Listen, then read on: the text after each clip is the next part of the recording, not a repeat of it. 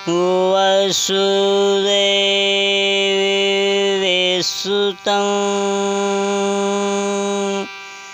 देवंश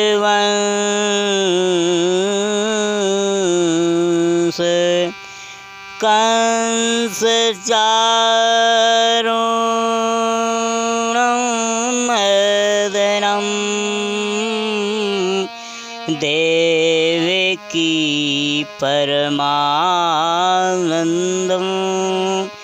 कृष्णं वन्दे जगद्गुरुं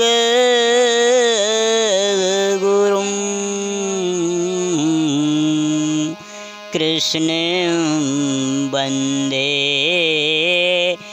जगद्गुरुं। जय जय राधा रमण, जय जय नवल किशोर, जय गोपी चित चोर प्रभु, जय जय माखन चोर। भक्ति भक्त भगवंत गुरु, चतुर नाम बपुए को, इनके पद बंधन किए तो नासत विघ्न अनेक। इनके पद बंधन किए तो नासत विघ्न अनेक। श्री कृष्णाय वासुदेवाय नमः। श्री हनुमन्तेभ्यो नमः। श्री कृष्णाय भ्यो नमः। बोलिए श्री गुरुदेव भगवान की जय। सूत जी महाराज नैमिषारण्य में बैठे हुए 18,000 ऋषियों को श्रीमद्भागवत गीता का उपदेश दे रहे हैं। शौनक ऋषियों ने प्रश्न कर दिया, भगवान इस कथा का प्रथम सार किसको प्राप्त हुआ, इसका महत्व क्या है। सूत जी महाराज कहते हैं, शौनक जी मैं आपको श्रीमद्भागवत की प्रथम कथा सुनाता हूँ, जिसे सुनने से क्या फल प्राप्त होता है।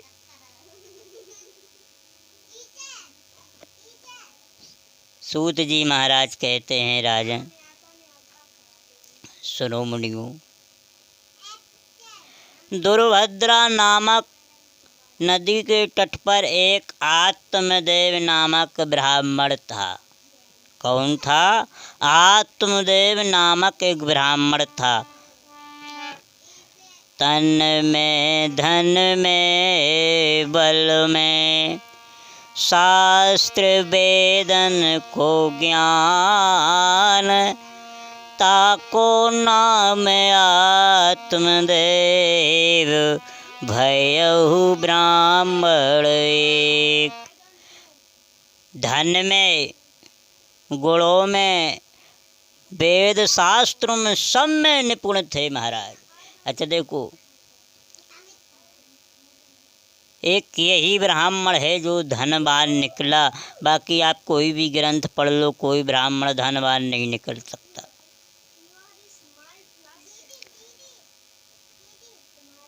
आत्मदेव नाम, इसकी पत्नी का नाम था धुंधली। बड़े आचरण स्वभाव करने वाली, ना तो घर में नहा धोकर स्नान करके भोजन बनाती, पहले भोजन करते, बाद में भगवान को खुद अर्पण करते। दरिद्रता से मन मलिनता से रहती थी। आत्मदेव महाराज के कोई संतान नहीं, बड़े दुखित थे। एक दिन चिंतित होते हुए नदी के तट पर जाकर के बैठ गए। सायंकाल का समय हुआ। एक ऋषि आए। अच्छा देखो, उनका नाम ही ऋषि था। कहा, महात्मन आप यहाँ क्यों बैठे हो? बोले महाराज मैं यहीं पर बैठा हूँ, क्यों घर नहीं जाना है? आत्मदेव महाराज ने कहा, मन में निश्चय कर लिया है कि आज मैं तो यहीं पर अपने प्रत्याग कर दूंगा शरीर का। कहा, ऐसा क्यों कह रहे हो? कहा, महाराज क्या करूं? क्यों, घर में कोई है नहीं आपके? कहा, महाराज घर में कोई होता तो मैं यहाँ नहीं आता, मेरे कोई संतान नहीं। मैं जिस गाय को अपने घर में लाता हूँ वह वैध हो जाती है, जो वृक्ष लगाता हूँ वो फलहीन हो जाता है। मेरे पितृ मेरा दिया हुआ जल अर्पण नहीं करते महाराज, इसीलिए मैं अपने शरीर का परित्याग करता हूँ। उन ऋषि ने कहा, ऐसा मत करो। अगर आपके जीवन में संतान सुख प्राप्त नहीं है तो इसमें कोई कुछ नहीं कर सकता।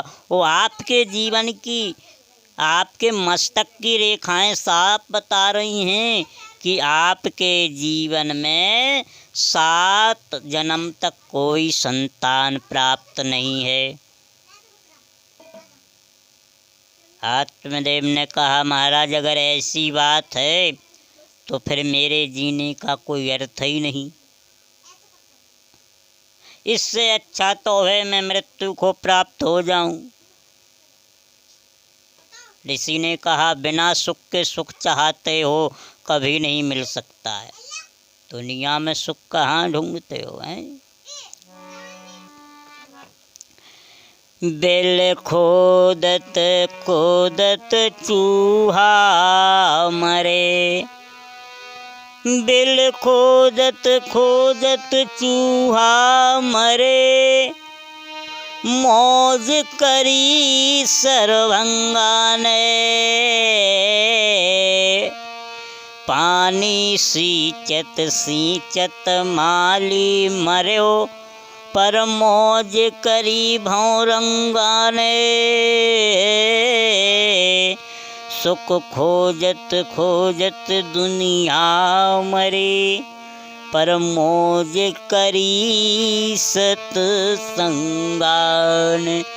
पर मौज करी सतसंगान।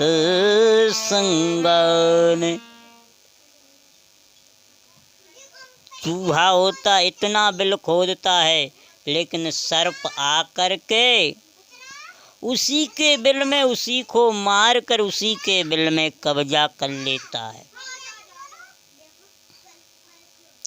माली फूलों में पानी देता, लेकिन मौज कौन करता? भौरंगा भौरा।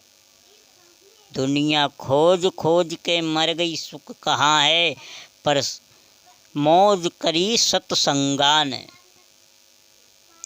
गोस्वामी जी कहते हैं, सत्संग से ही सुख प्राप्त होता है, बिन सत्संग विवेक न होई, बिना संत के विवेक नहीं हो सकता। वो जहाँ संत की मान जाओ वहाँ सब काम हो जाता है। ऋषि ने बहुत समझाया, महाराज आपके जीवन में कोई संतान सुख प्राप्त नहीं है। लेकिन आत्मदेव ने कहा, अगर महाराज जीवन में सुख नहीं, वही पुत्र सुख के लिए तो सब कुछ करना पड़ता है। बुढ़ापे में कौन सहारा होगा? इस घर गृहस्थी को कौन रहन सहन करेगा? इसलिए महाराज जब तक अगर संतान नहीं है तो मुझे अब जी करके क्या करना है। उन ऋषि ने कहा एक काम करो, मैं तुम्हें एक फल देता हूँ, आए फल जाकर के अपनी स्त्री को खिला देना और 7 धर्म बताए वो करे तो तुम्हारे घर में सुंदर सुख संतान सुख की प्राप्ति होगी। उन ऋषि ने वह फल आत्मदेव महाराज को दिया। चले थोड़ी दूर तक तो वह ऋषि जाते हुए दिखे, इसके बाद अंतर ध्यान हो गए। अब आत्मदेव महाराज ने विचार किया, इस फल को ले जा करके पत्नी को दिया। कहा देवी इस फल को खा लेना, इस फल के खाने से क्या होगा। आत्मदेव ने कहा हमारे घर में सुंदर संतान प्राप्ति होगी और जो 7 नियम बताए वो भी पूरे करने हैं महाराज। अब उसने मन में विचार किया। आत्मदेव महाराज तो फल धर कर चले गए बाहर, लेकिन धुंधली ने मन में विचार लगाया, इसको खाऊंगी फल को,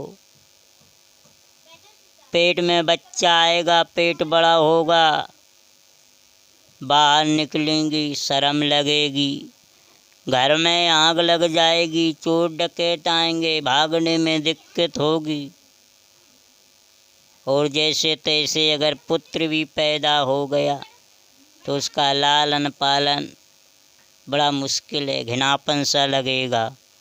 वह विचार करने लगी ऐसा फल खाने से क्या फ़ायदा। फल उसी जगह रखा रहा।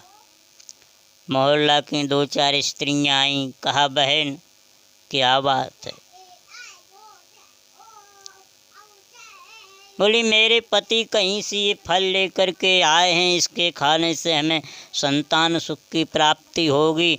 स्त्रियों ने कहा इससे सुंदर उपाय और क्या हो सकता है। इतना कहकर मोहल्ला की स्त्रियां चली गईं। अब धुंधली की बहन आई, कहा अरे तू इतनी परेशान क्यों है, क्या बात है। धुंधली ने सारा विस्तार पूर्वक बताया, मेरा पति ये फल लेकर के आया और इसे फल खाने से मुझे संतान प्राप्ति होगी, लेकिन मुझे घृण हो रही है। उसकी बहन ने कहा बस तू इतनी सी बात पर घबरा रही है। अरे तू एक काम कर, मेरे भी पुत्र होने वाला है, इस फल को जा कर के गाय को खिला देना और मेरे जो पुत्र होगा वो तू ले लेना। कहा बहन कैसे पता पड़ेगा। कहा मैं बताती हूँ, जब मेरे 9 महीने होंगे तो मैं तेरे घर आ जाऊंगी और अपना पुत्र तुझे दे दूंगी। आपके पति को मालूम ही नहीं पड़ेगा, इस फल को गाय को खिला दो।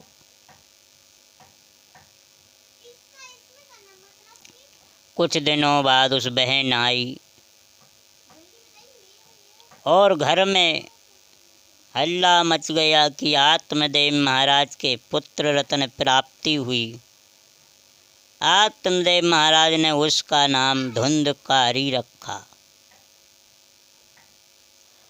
कुछ दिनों बाद गाय के एक सुंदर पुत्र रत्न प्राप्त हुआ, जिसका सारा शरीर जो है कि मनुष्य का सिर्फ कान गाय के थे, इसलिए आत्मदेव महाराज ने उसका नाम गोकर्ण रख दिया। देखो धुंधकारी और गोकर्ण, धुंधकारी यानी हमारे शरीर का अंदर का जो धुंधकार मचा हुआ वह धुंधकारी है।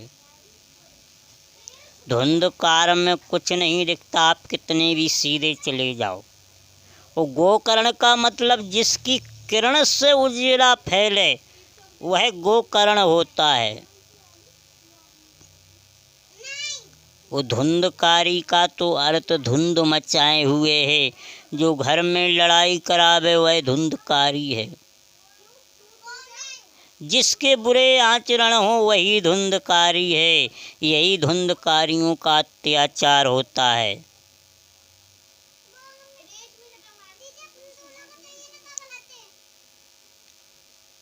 आत्मदेव महाराज ने उसका नाम इसीलिए धुंधकारी रखा, क्योंकि उसकी माँ का नाम था धुंधली, उसका नाम पड़ा धुंधकारी। जो अंधकार लावे उसे धुंधकारी कहते। शरीर के अंदर कितना धुंध भरा हुआ है, उसे मिटाने के लिए क्या सूर्य किरण चाहिए। अच्छा, अंधकार हो, अंधकार में कुछ दिखता नहीं, जब प्रकाश हो तो तुरंत सब कुछ दिखने लगता है। बेनो रवि राति न जाई, जब तक अंधकार रहेगा तो आपको अच्छा भी बुरा भी अच्छा लगने लगता है, लेकिन जब सूर्य की किरण निकलती है तो उसकी किरण से सोता हुआ व्यक्ति भी जाग जाता है। सूर्य की इतनी प्रकाश किरण होती है, अंधकार को मिटा देती है। जो भीतर भरा हुआ अंधकार हो वो बाहर निकल जाता है और उजेला हो जाता है। गोस्वामी जी कहते हैं, बिन रवि रात न जाई, बिना रवि के रात नहीं जा सकती। अच्छा, अगर रात्रि हो जाए, सूर्य ना हो तो रात्रि ही रात्रि दिखेगी। इसलिए गोस्वामी जी कहते हैं कि सूर्य के उदय होते ही अंधकार मिट जाता है और प्रकाश होने लगता है। प्रकाश होने से सब कुछ दिखने लगता है। जो जहाँ जेई खाने, जो जहाँ वस्तु है वो वहाँ दिखने लगती है।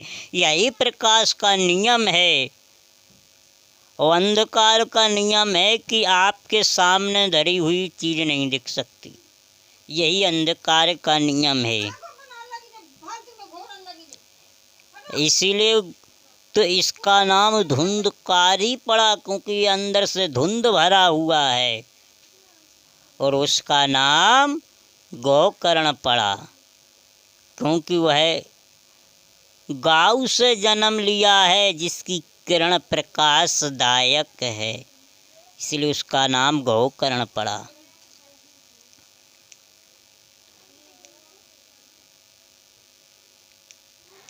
आत्मदेव महाराज जी ने दोनों का नाम करण किया।